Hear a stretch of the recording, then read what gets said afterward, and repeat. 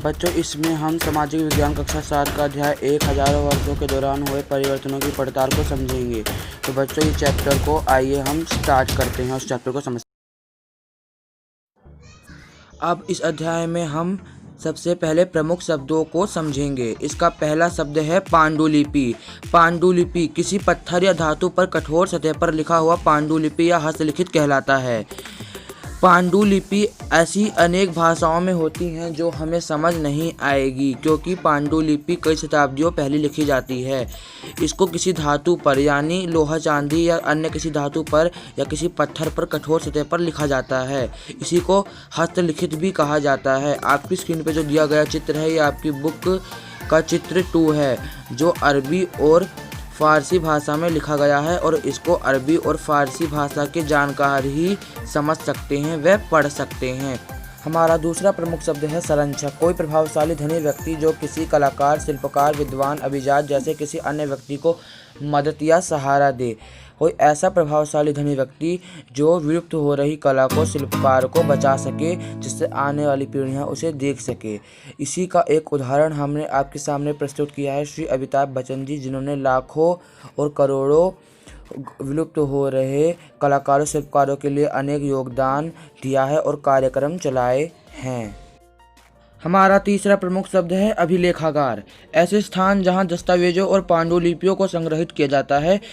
आज सभी राष्ट्रीय और राज्य सरकारों के अभिलेखागार होते हैं, जहां वे अपने तमाम पुरानी सरकारी अभिलेख और लेन देन के ब्यौरों का रिकॉर्ड रखते हैं। बच्चों, अभिलेखागार वह स्थान है जहां पर सरकारी दस्तावेज रखे जाते हैं, पुराने, और पांडुलिपियां रखी जाती हैं। और आजकल तो राष्ट्रीय ध्वजों यानी मतलब राष्ट्रीय चीज़ों को भी वहां रखा जाता है। जैसे आपकी स्क्रीन पर एक चित्र दिख रहा है जिसमें गांधी जी चरखा चला रहे हैं और लिखा है कार्यांजलि। इसको भी अभिलेखागार में रखा गया है, ये उसी का चित्र है। हमारा चौथा प्रमुख शब्द है पर्यावास। इसका तात्पर्य किसी भी क्षेत्र के पर्यावरण और वहाँ के रहने वालों की सामाजिक और आर्थिक जीवन शैली से है। इसका तात्पर्य ये है बच्चों कि जहाँ हम रहते हैं वहाँ का पर्यावरण कैसा है, हमारी जीवन शैली से जैसा भी जुड़ा है और सामाजिक आर्थिक रूप से, वही पर्यावास हमारा कहलाता है।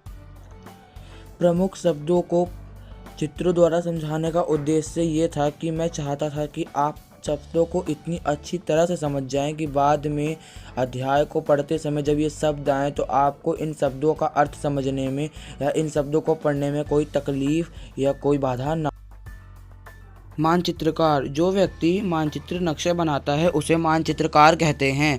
जैसे अरब भूगोलवेत्ता अल-इज़्ज़ी ने मानचित्र 1 को 1154 में बनाया था, और यह है मानचित्र 1 बच्चों। मानचित्र 2 को एक फ्रांसीसी मानचित्र ने 1720 में बनाया था, जिसकी तस्वीर आपके स्क्रीन के ऊपर ये रही। ये है मानचित्र 2। तो बच्चों, आपको समझ आ गया। अब हम आगे बढ़ते हैं। नई और पुरानी शब्दावली। हिंदुस्तान। 13वीं सदी में जब फ़ारसी के इतिहासकार मिन्हाज-ए-सिराज ने हिंदुस्तान शब्द का प्रयोग किया था, अर्थात बच्चों कहने का मतलब ये है कि हिंदुस्तान शब्द का पहली बार प्रयोग मिन्हाज-ए-सिराज जी ने किया था, और उनका कहने का मतलब ये था कि पंजाब और हरियाणा और गंगा यमुना के बीच जो इलाके हैं उनसे था। उसने इस शब्द का प्रयोग एक राजनीतिक अर्थ में किया, जैसे आज आप सुनते हैं सत्ता, ऐसे ही उसने एक राजनीतिक अर्थ में उसका प्रयोग किया, जिसका मतलब ये था कि जो दिल्ली के सुल्तान के अधिकार में जो क्षेत्र आते हैं, मतलब जो क्षेत्र दिल्ली के सुल्तान के अधिकार में आते हैं, उसी को भारत कहा जाने लगा, यानी हिंदुस्तान कहा जाने लगा। सदी के आरंभ में बाबर ने हिंदुस्तान शब्द का प्रयोग इस उपमहाद्वीप के भूगोल, पशु पक्षियों और यहाँ के निवासियों की संस्कृति का वर्णन के लिए किया। बच्चों, इसका मतलब ये है कि हिंदुस्तान शब्द का प्रयोग 16वीं सदी में बाबर जी ने हमारी प्रकृति के लिए किया, जो 14वीं सदी के कवि अमीर खुसरो के द्वारा प्रयुक्त शब्द हिंद के समान कुछ समान ही था। बच्चों, जो व्यक्ति भारत के बाहर से आया होता है उसको भारत में विदेशी कहा जाता है। मध्य युग में यानी पहले के समय में गांव से बाहर वाला व्यक्ति जो उनकी संस्कृति का नहीं है उसको विदेशी कहा जाता था। और हिंदी में बच्चों विदेशी को परदेशी और फ़ारसी में अजनबी कहा जाता है। ये आप याद रखिएगा, ये एग्ज़ाम में पूछा जा सकता है और 1-2 मार्क्स में ज़रूर पूछा जाता है। ये बच्चों, मैंने स्टार्टिंग में ही बताया था कि लिपि जो होती है वह कठोर सतह पत्थरों पर लिखी जाती थी, लेकिन पहले छापे खाने थे नहीं, इसीलिए लिपिक या नकल नवीस भी हाथ से ही पांडुलिपि की प्रतिकृति बनाते थे। बच्चों, लिखावट की विभिन्न प्रकार की शैलियों को ही लिपि कहते हैं। अब इसमें एग्जाम में 2 लिपि पूछता है, नास्तलिक लिपि और शिकस्त लिपि। नास्तलिक लिपि कैसे लिखी जाती थी? बाईं ओर से वर्ण जोड़कर धारावाही प्रवाह के रूप में लिखी जाती थी। ये इसकी तकनीक है लिपि लिखे जाने की। शिकस्त लिपि दाईं ओर अधिक संघन, संक्षिप्त और कठिन है। मतलब बच्चों, ये इस लिपि की अलग तकनीक है। मतलब इन दोनों लिपियों के बारे में पूछ लेगा एग्जाम में कि कैसे लिखी जाती थी। 14वीं सदी के इतिहासकार ने जियाउद्दीन बर्नी, जिन इतिहासकार का नाम था, उन्होंने अपना पहला वृत्तांत अपने बारे में 1356 में पहली बार लिखा और दूसरी बार 2 वर्षों के बाद 1358 में लिखा। बच्चों, दोनों में अंतर है क्योंकि जो पहला वाला है उसकी जानकारी 1971 तक भी इतिहासकारों को नहीं थी। सन 700 और 1750 के बीच में बहुत से बदलाव हो, जैसे सिंचाई में राहत का उपयोग, जैसे सिंचाई करते हैं खेतों की, उसमें राहत का उपयोग किया जाने लगा, कटाई में चरखे का उपयोग, और युद्ध में बारूद वाले हथियारों को, अग्नेय शास्त्रों का मतलब बारूद वाले हथियारों का उपयोग किया जाने लगा। इन काल में जिन समुदायों का महत्व बढ़ा उनमें से एक समुदाय, बच्चों हम किस काल की बात कर रहे हैं? 700 1750 के बीच के काल की बात। उसमें एक समुदाय उभरा जिसका नाम था राजपूत। यानी इसका मतलब क्या होता है? राजा का जो पुत्र होता है उसको ही राजपूत यानी राजपुत्र कहा जाता है। इसके अंतर्गत बच्चों सेनापति और सैनिक आते थे। राजपूतों की आचार संहिता का कौन गुणगान करते थे? कवि और चारण, ये 2 करते थे। ये मतलब एग्जाम में पूछ सकता है।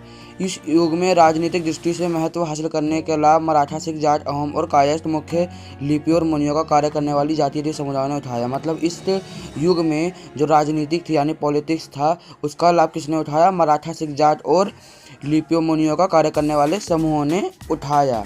ओके बच्चों।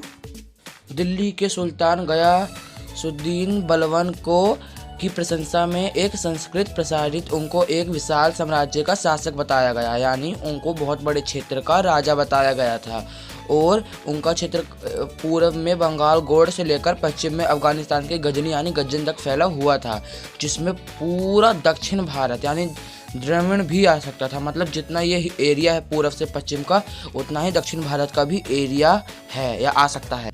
मिस्र के शिहाबुद्दीन उमरी द्वारा रचित मासलिक अल अब्सर फी फामलिक अल अमर के अनुसार मोहम्मद तुगलक के राज्यकाल में संतुलन के अंतर्गत आने वाले प्रांत। बच्चों, जो ये आपके स्क्रीन पर नक्शा दिख रहा है और जो ये नाम लिखे हैं, ये मोहम्मद तुगलक के राज्यकाल में मतलब इनके शासन में जो दिल्ली में संतुलन में प्रांत आते थे वो है। ये पेपर में पूछ सकता है।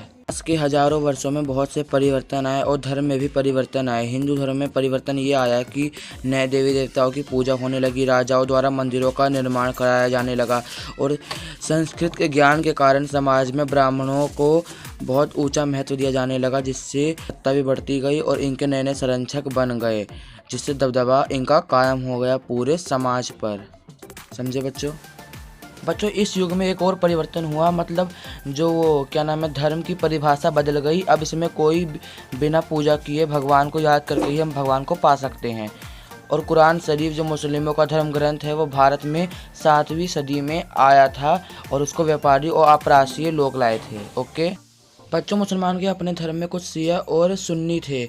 मुसलमानों में कुछ शिया थे जो पैगंबर साहब के दामाद अली को मुसलमान का विधि समेत नेता मानते थे और कुछ सुन्नी थे जो खलीफा के प्रभुत्व को स्वीकार करते थे। 19वीं शताब्दी के मध्य में अंग्रेजी इतिहासकारों ने भारत के इतिहास को 3 भागों में बांटा, हिंदू, मुस्लिम और ब्रिटिश। बच्चों, ये विभाजन इस विचार पर आधारित था कि शासकों का धर्म ही एक महत्वपूर्ण ऐतिहासिक परिवर्तन होता है।